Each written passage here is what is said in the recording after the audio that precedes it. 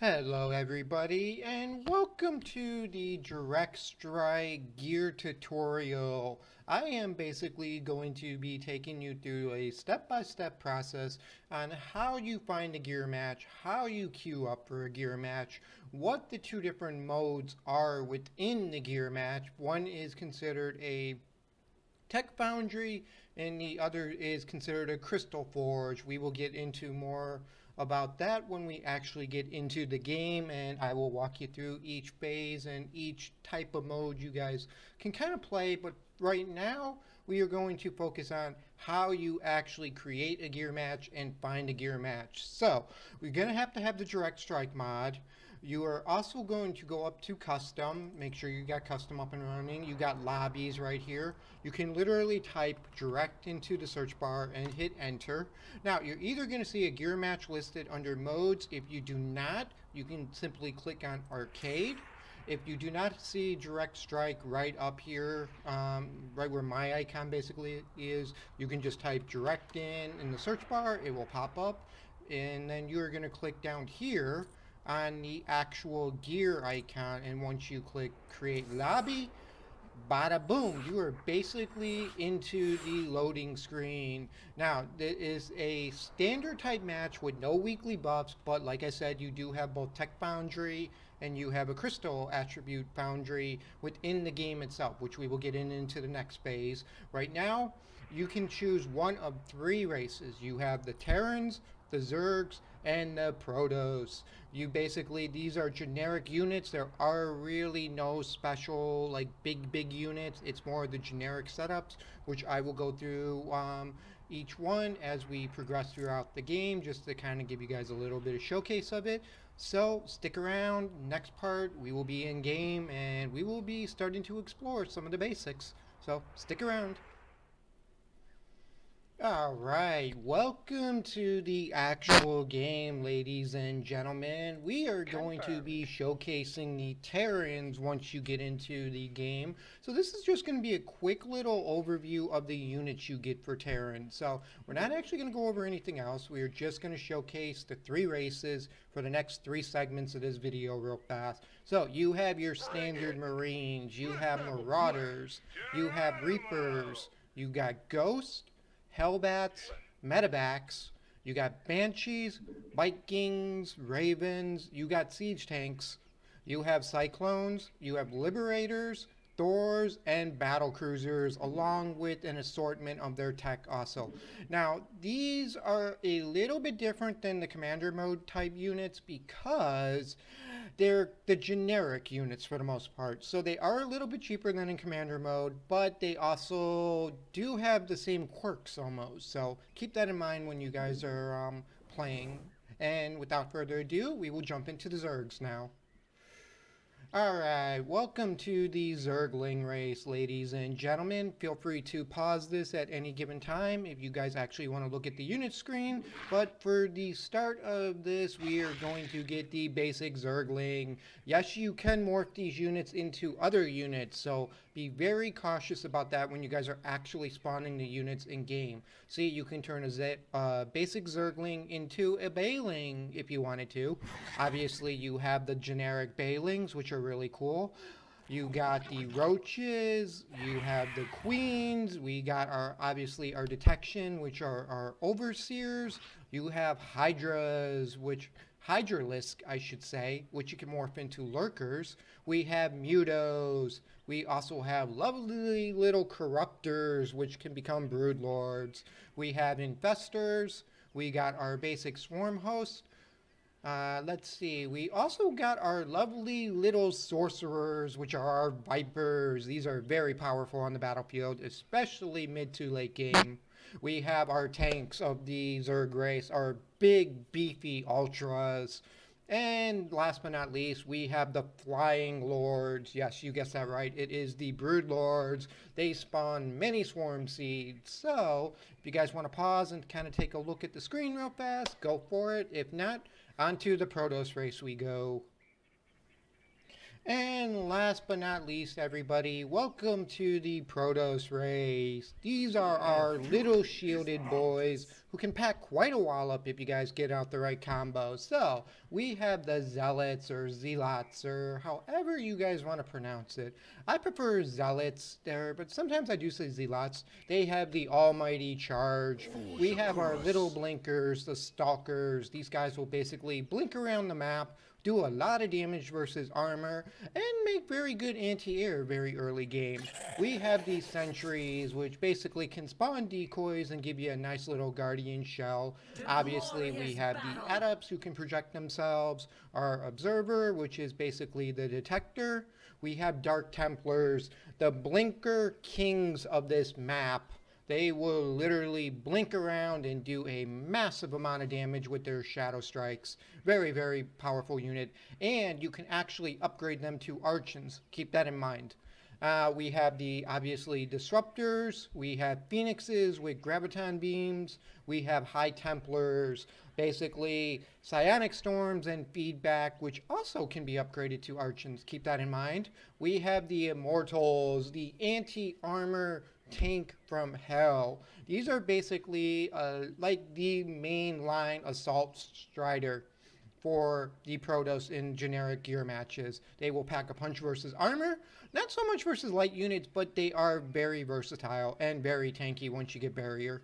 Obviously, you have our flyer now, the Void Ray with his prismatic alignment. This is basically a beam from death which targets both air and ground units, especially armored units. It can really shred very fast if you start stacking them. We have the generic Colossal, which is basically a walking strider with an AoE beam attack. Very OP for groups of units. And we have the Powerhouse Tempest, which is basically what it says it is. It is a long-range siege artillery craft, which has a very high, or I should say, slow rate of fire. So it can pack a punch, but it is a slow shooting ship until you get at least one of the forges up and running. Then it becomes very, very OP. And you get your generic carriers with the Protoss. So very cool setup. Feel free to pause if you guys want to take a look at the screen down here and what we have. If not, next step of this is going to actually be getting into either the tech or the attributes foundry. So see you at the next segment. All right, now for the cream de crop, the gravy, the heart and soul of what a gear match is. You guys are going to be choosing a foundry at this stage, and here is where you find it. You're going to zoom, you don't have to zoom in, but it is going to be in the center map right here. You're going to look for the green swirly skull. It's going to be on this armored plate, and you're going to click it. Now, you guys are going to choose either a tech foundry or a crystal forge. Basically, both of these foundries will give you either superior weaponry, which is a one-off on every unit. You cannot stack either one of these on your unit, so you can only choose once per unit on what you guys want to put in. It does have a static energy recharge, so keep this in mind as you guys are playing. You want to get this up as soon as you can. It's going to constantly recharge itself, so keep an eye on it as you play, and then you can basically buff up your units as you go. Now, once you get the actual forge selected that you want, the game really starts to get juicy and spicy. So, Tech Foundry, you tend to be able to get one of the weapons off pretty fast. Crystal Forge is a more or less second or third round off, because to actually use the first Crystal Forge, you're going to need 100 energy base, which we will get into when we actually spawn it. So for the next part of this video, we will be going over the Tech Foundry. And on to the very last forge of the game, ladies and gentlemen, and this is going to be the Crystal Forge. This one is going to take a little while to explain because it is very complex, and you guys gotta use it effectively, or you're going to be headbutting against the wall or your desk if you mess up, because the static energy recharge takes forever, and this is the one where things do have a fixed price, but here's the caveat to it. It scales with the type of unit you spawn. So basically, your smallest unit you spawn is going to use like 10 energy. And the biggest unit you spawn could basically zero this damn thing out. So, got to be very careful on what you use your attributes on. So, without further ado, let's actually dive into the attributes, and then we will kind of do a little bit of a showcase on what kind of units you can spawn and what you can put on the units. And you guys can kind of see the energy go up and down a little bit. So it's going to be a little tricky, but I think I can pull it off, and I think I can do a little time warp in the video, so you guys don't have to watch this thing charge for 20 minutes. All right, very first attribute.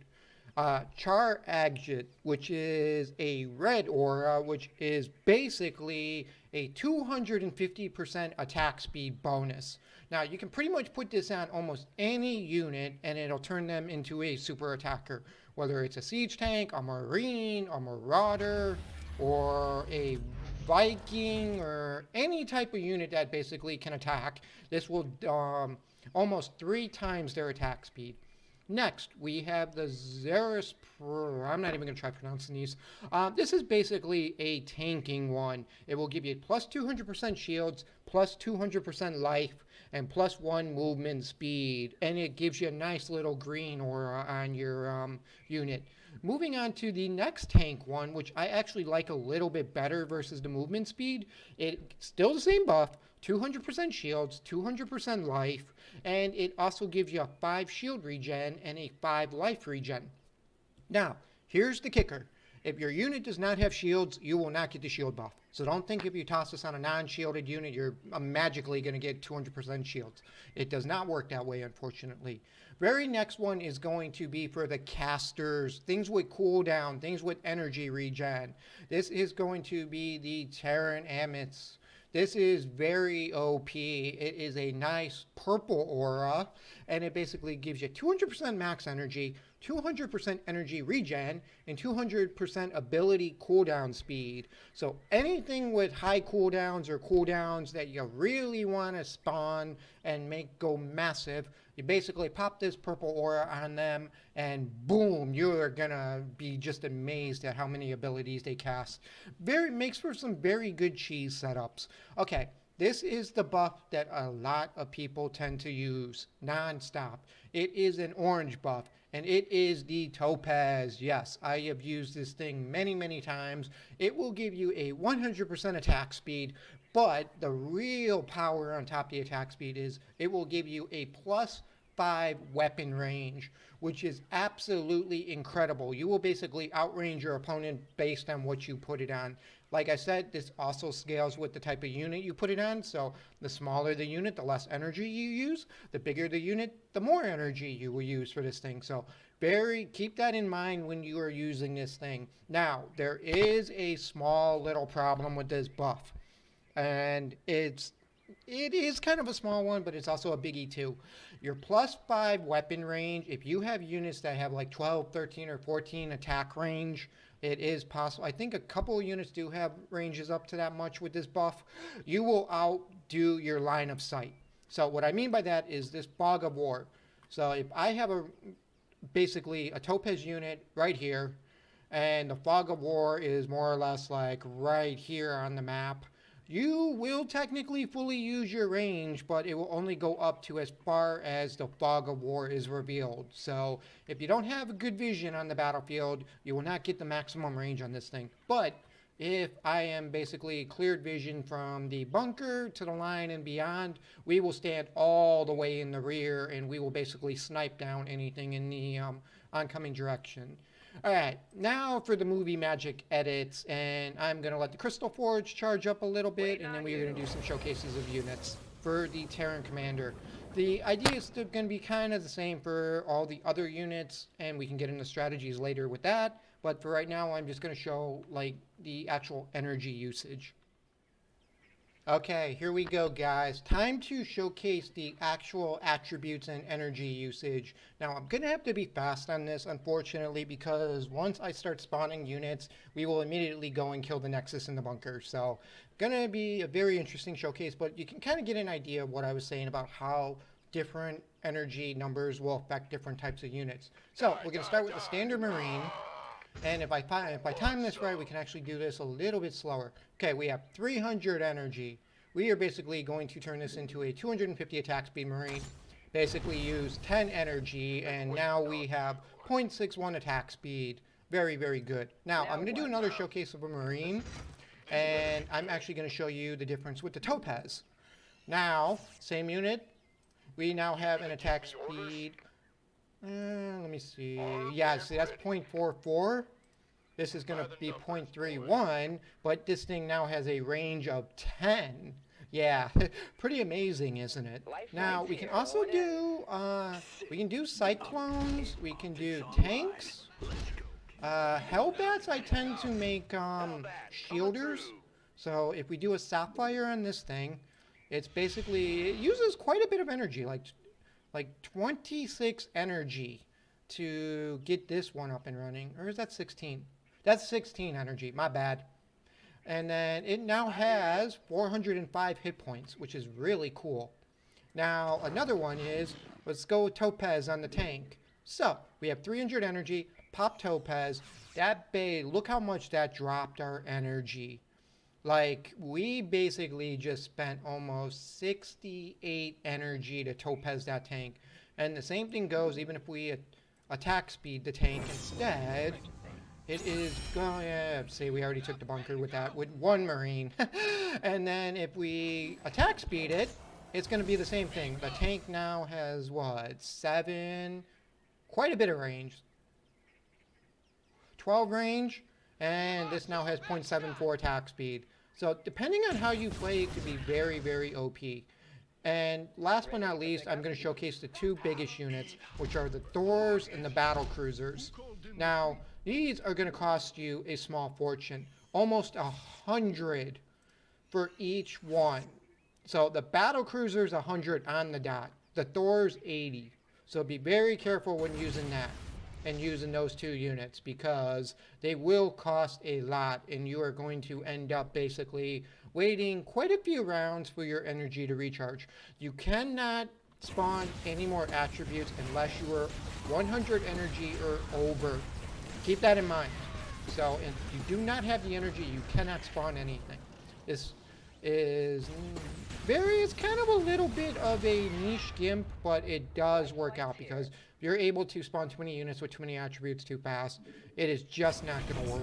So we are going to end this match, and look at that. That battle cruiser, that tank, and that Thor are just going to rip through this Nexus. Look at the range on this thing. The 11 range. And see, it actually goes in range for the Yamato cannon, but that thing does not get a buff. From at least what I see, because this is like a static bubble range. But if we're just standing back and shooting units, we have an 11 range on the laser batteries, which is really cool. And let's finish this off, and that is going to be the entire gear tutorial for you guys. I can actually do a couple more little small gear showcases as independent tutorial videos, like show the different races on what the buffs may or may not do and achieve. But for the most part, ladies and gentlemen, I hope you guys found this entertaining, knowledgeable, and if you have any comments, leave them in the section below, and I will address them or make a video on them. Take care, and hope you enjoy this mode of Direct Strike as much as I do.